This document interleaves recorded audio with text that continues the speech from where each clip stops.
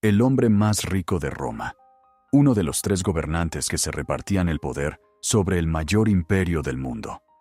Un hombre cuya fortuna era tan inmensa que los contemporáneos tenían dificultades para medirla. Y ahí está, muerto en el polvo del desierto mesopotámico, mientras los partos vierten oro fundido en su boca muerta, porque toda su vida fue insaciable con el oro vivo. Marco Licinio Craso murió en junio del año 53, antes de nuestra era, en la batalla de Carras, y con él murieron 20.000 legionarios romanos. Otros 12.000 huyeron, y 12.000 cayeron prisioneros. De los 40.000 soldados que partieron a la campaña, apenas 1 de cada 5 regresó. ¿Cómo logró el hombre más rico y uno de los más influyentes de Roma conducir a su ejército a semejante catástrofe? ¿Y por qué esta batalla cambió el destino de varios estados a la vez? Si te interesan las historias sobre cómo la arrogancia y la sed de gloria destruyen incluso a los más poderosos, suscríbete al canal ahora mismo y escribe en los comentarios: ¿conocías la batalla de Carras? Es una de las derrotas más aplastantes de la historia de Roma, y una de las historias más instructivas sobre cómo no se debe combatir. Precisamente estas historias se cuentan aquí, para entender cómo Craso acabó en el desierto mesopotámico, en el verano del año 53, antes de nuestra era. Hay que entender quién era y qué quería. Marco Licinio Craso era uno de los miembros del primer triunvirato, la alianza informal de los 3 hombres más influyentes de la Roma republicana tardía. Los otros 2 eran Cneo Pompeyo Magno y Gayo Julio César. Pompeyo se había cubierto de gloria con sus victorias en Oriente. César conquistaba la Galia. Ambos tenían lo que Craso no tenía y lo que más deseaba en el mundo: gloria militar. Craso era rico. Craso era influyente. Craso había organizado la victoria sobre Espartaco. Pero en la memoria popular y en la memoria de Roma, la gloria militar valía mucho más que el dinero y las manipulaciones políticas. Sin ella siempre sería el tercero. Partia le parecía la solución a ese problema. El reino parto se extendía al este, allí donde en su día había florecido el imperio de Alejandro Magno. Era rico, lejano y, según parecía a muchos romanos, no demasiado peligroso. Bárbaros, nómadas en mayor o menor medida, no a la altura de las legiones romanas que habían pasado por fuego y agua desde Hispania hasta Egipto. Craso veía la campaña oriental como la oportunidad de cubrirse de gloria, llenar las arcas y por fin ponerse a la altura de Pompeyo y César como gran general. Esta arrogancia no era solo un rasgo personal de Craso, era el reflejo de la actitud romana general hacia los partos. Roma estaba acostumbrada a vencer. Roma estaba acostumbrada a mirar el mundo desde la altura de su superioridad militar. Y fue precisamente esa sensación habitual de superioridad lo que hizo posible la catástrofe que se avecinaba. En el verano del año 54, antes de nuestra era, las tropas romanas cruzaron el Éufrates e invadieron Partia. El momento fue elegido contando con la debilidad parta. En el estado se libraba una guerra fratricida por el trono entre Orodes y Mitrídates. Parecía que mientras estaban ocupados el uno con el otro, a Roma le resultaría fácil aprovechar la confusión. Pero con la llegada del otoño, Craso se retiró a invernar en Siria. El momento se había perdido, y Orodes tuvo tiempo de arreglar las cuentas con su hermano. A comienzos del año siguiente, Craso buscaba aliados. El rey de la Gran Armenia, Artavasdos, ofrecía ayuda, y no solo diplomática. Proponía una ruta a través de Armenia, donde el terreno era favorable para las legiones e inconveniente para la caballería parta. Craso rechazó la oferta. ¿Por qué? Las fuentes no dan una respuesta unívoca. Quizás consideraba la ruta armenia demasiado indirecta y lenta. Quizás despreciaba la ayuda ajena y quería vencer por sí solo. En cualquier caso, esta decisión fue la primera de una cadena de errores fatales. En abril del año 53, se reanudaron las hostilidades. Craso cruzó el Éufrates, cerca de Ceugma. Su ejército contaba con 7 legiones, 4.000 jinetes y 4.000 infantes ligeros, unas 40.000 personas en total. Era una fuerza imponente. Para comparar, fue con un ejército semejante con el que Alejandro Magno aplastó el imperio persa. Craso marchaba a Partia con un ejército con el que otros habían conquistado mundos. Se le oponía un ejército parto bajo el mando del joven general Surena. El número de partos era considerablemente menor, unos 11.000 guerreros, 10.000 arqueros a caballo y 1.000 catafractos, caballería pesada acorazada de la guardia personal del rey. Menos en número, pero armados de manera radicalmente distinta, entrenados para combatir de manera completamente diferente y perfectamente conocedores del terreno donde se disponían a luchar. El 9 de junio, la vanguardia del ejército romano, que avanzaba hacia el este por la llanura abierta de Mesopotamia, fue atacada por la caballería parta. Comenzó lo que posteriormente entraría en los libros de táctica militar, no como ejemplo de victoria brillante, sino como modelo de destrucción de infantería pesada por arqueros a caballo. Los partos no fueron al ataque frontal, no buscaron el combate cuerpo a cuerpo, en el que los legionarios romanos eran maestros sin igual. Se mantuvieron a distancia y disparaban. 10.000 arqueros a caballo girando alrededor de la densa formación romana, lanzando flechas sin cesar sobre la masa humana en movimiento. Los romanos formaron en cuadro, un rectángulo compacto con escudos en el perímetro, y continuaron avanzando. Pero las flechas encontraban las rendijas, perforaban los puntos menos protegidos, sembraban bajas y pánico. Craso intentó ahuyentar a los arqueros a caballo con la infantería ligera. No funcionó. La caballería simplemente retrocedía sin dejar de disparar. Los soldados de a pie no podían alcanzar físicamente a los jinetes. Las flechas seguían volando. Entonces, Craso tomó una decisión que a primera vista parecía razonable.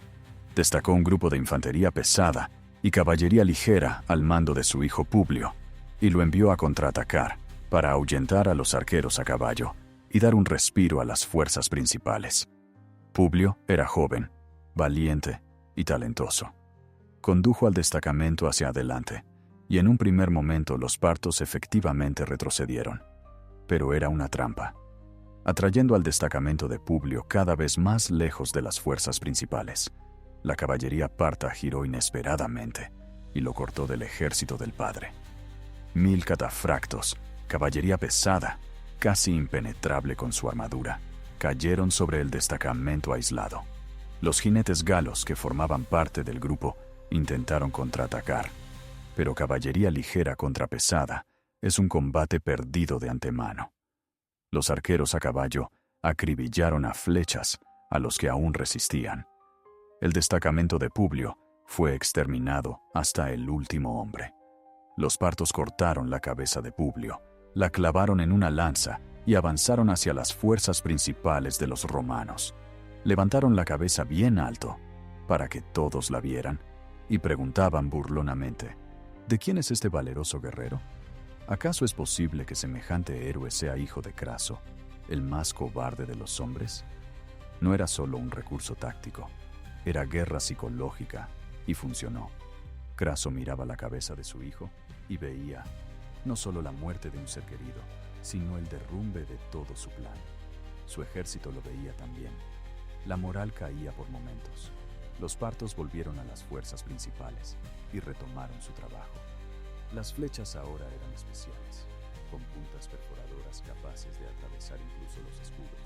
Ese tipo de puntas lo usaban los nómadas iranohablantes de Asia Central contra los catafractos, guerreros pesados acorazados. Aplicadas contra las legiones, resultaron igual de letales. Los romanos permanecían bajo un fuego incesante, sin poder ni refugiarse ni responder. Con la caída de la noche, los partos se retiraron, no porque estuvieran agotados o derrotados, sino simplemente porque la oscuridad no permitía apuntar con precisión y el combate nocturno cuerpo a cuerpo no les convenía. Volverían por la mañana. Craso evaluaba la situación. Había perdido 5.000 jinetes de Publio. Le quedaba el grueso del ejército, pero estaba desmoralizado y agotado. tomó la decisión de retirarse a la ciudad de Carras. La retirada fue desorganizada. Eso es decirlo suavemente. A los heridos, unas 4.000 personas, los dejaron en el campamento. A la mañana siguiente los partos los mataron a todos. 4 cohortes del legado barguntello se extraviaron en la oscuridad y fueron exterminadas, dispersadas y aniquiladas por la caballería, parta una a una. El 10 de junio, los que habían logrado llegar entraron en Carras. Era una ciudad antigua, bien fortificada, pero detenerse allí mucho tiempo era peligroso. El ejército de Surena rodeó Carras. Los partos plantearon sus condiciones: entregar a Craso, y los demás podrían retirarse libremente. Craso decidió abrirse paso hasta Armenia, hasta Artabasdos, a quien antes había rechazado.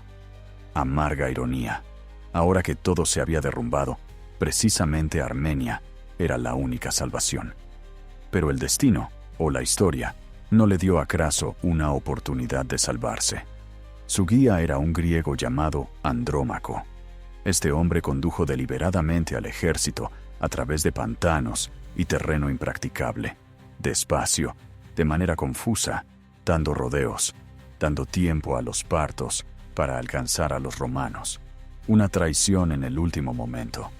Los partos alcanzaron a Craso. Se entablaron negociaciones. Quizás Surena ni siquiera tenía intención de matar al comandante en jefe, contando con un trofeo vivo mucho más valioso. Pero las negociaciones derivaron en un enfrentamiento, y Craso murió. Su cabeza fue enviada al rey Orodes II. La leyenda, cruel y muy simbólica, dice que los partos vertieron oro fundido en la boca del muerto.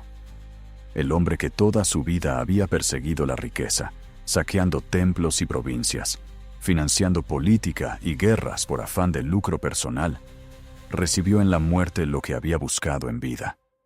Si esto es verdad, no lo sabemos. Pero el simple hecho de que precisamente esta leyenda haya creado la historia, dice mucho sobre cómo los contemporáneos percibían a Craso y su destino. Las pérdidas romanas en la batalla de Carras fueron enormes.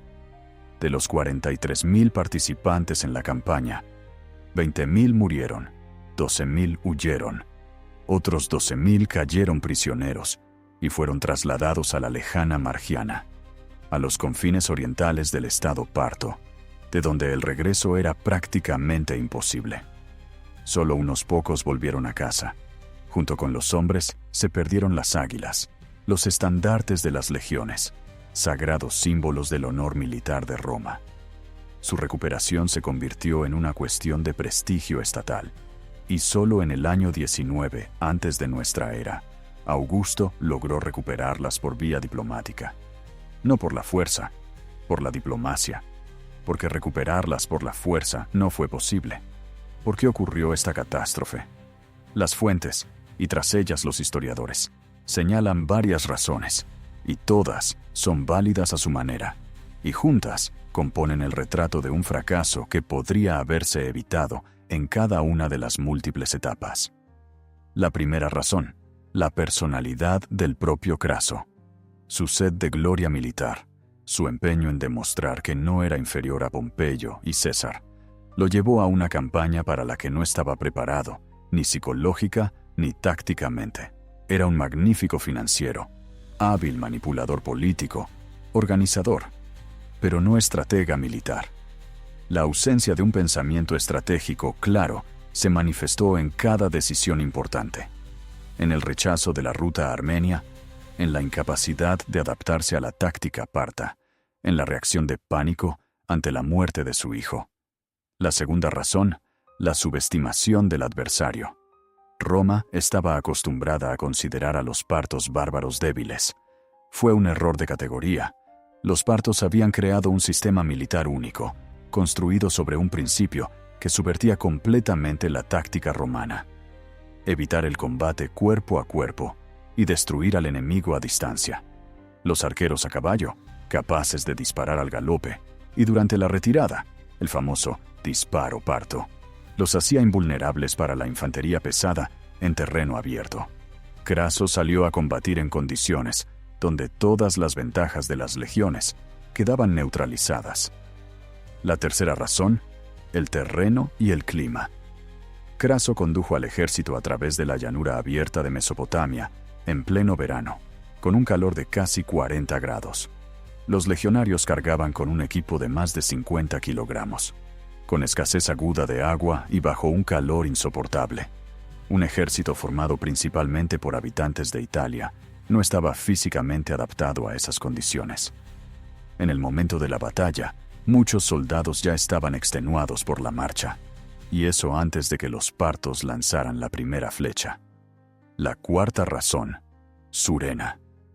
El joven general Parto demostró un pensamiento táctico brillante. No se dejó arrastrar al tipo de combate donde hubiera sido más débil. Encontró y explotó la vulnerabilidad del adversario con precisión quirúrgica.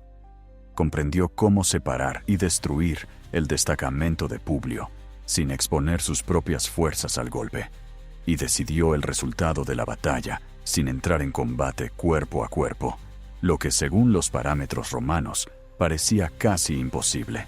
Las consecuencias de Carras resultaron de largo alcance. Para Roma, el fin de la expansión agresiva hacia el este. La frontera parta durante décadas se convirtió en una línea roja que las legiones romanas preferían no cruzar. Quizás fue precisamente aquí, en el polvo de la llanura mesopotámica, donde se establecieron los límites del mundo romano en Oriente, que nunca logró superar de verdad. Para Partia, la victoria significó la confirmación de su condición de gran potencia, capaz de enfrentarse a Roma de igual a igual. Esto cambió el equilibrio de fuerzas en todo el Oriente Próximo. Para Armenia, un giro muy interesante. Artabasdos, que al comienzo de la campaña había ofrecido ayuda a Roma y fue rechazado, aprovechó el debilitamiento de Roma y amplió los límites de su reino por el oeste, anexionando Sofena y la pequeña Armenia. El rechazo de Craso a la alianza armenia supuso para Roma la pérdida de territorios. Y el propio Craso pasó a la historia como símbolo de cómo la ambición desmedida y la arrogancia pueden destruir tanto al hombre como al ejército. Su nombre se convirtió casi en un apelativo. El hombre que lo tenía todo, riqueza, poder, influencia, y que lo perdió todo porque quería también gloria militar, y que no comprendió que la gloria no se obtiene deseando tenerla, sino sabiendo combatir. Las águilas de las legiones de Craso estuvieron durante 34 años acumulando polvo en los tesoros partos. 34 años recordando a Roma Carras. Cuando Augusto las recuperó por fin, mediante negociaciones, mediante diplomacia, se celebró como un triunfo. Porque recuperarlas por la fuerza Roma nunca pudo. Eso dice mucho. La batalla de Carras no es solo la derrota de un general. Es una lección sobre la naturaleza del poder militar, sobre el hecho de que la superioridad en un tipo de combate no significa nada en otro, sobre que conocer al adversario importa más que la superioridad numérica, sobre que el terreno y el clima son participantes en la batalla, igual que los hombres con armas, y sobre que la ambición sin competencia no es solo una tragedia personal, sino una catástrofe para los miles de personas que te siguen. El disparo parto, el recurso por el que el jinete, huyendo al galope, se vuelve y dispara hacia atrás, sigue llevando ese nombre en distintos idiomas del mundo. Es todo lo que queda del ejército de Craso en la memoria cultural de la humanidad, una metáfora del golpe por la espalda, del golpe que no esperas del enemigo que se retira. Si esta historia te ha llegado adentro, suscríbete al canal ahora mismo y no te pierdas los próximos episodios. Aquí cada relato es un intento de comprender cómo la arrogancia destruye imperios, cómo el genio militar vence en número, y cómo la historia repite una y otra vez las mismas lecciones para quienes están dispuestos a escucharlas. La batalla de Carras es una de esas lecciones. Escribe en los comentarios, ¿qué es lo que más te ha impresionado? ¿La táctica parta? ¿La derrota de un ejército de 40.000 con 11.000? ¿La ejecución simbólica de Craso con oro fundido?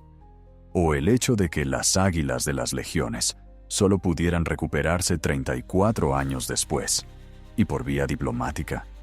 Cada comentario tuyo es una señal de que estas historias son necesarias. Y eso significa que habrá más. Hasta el próximo episodio.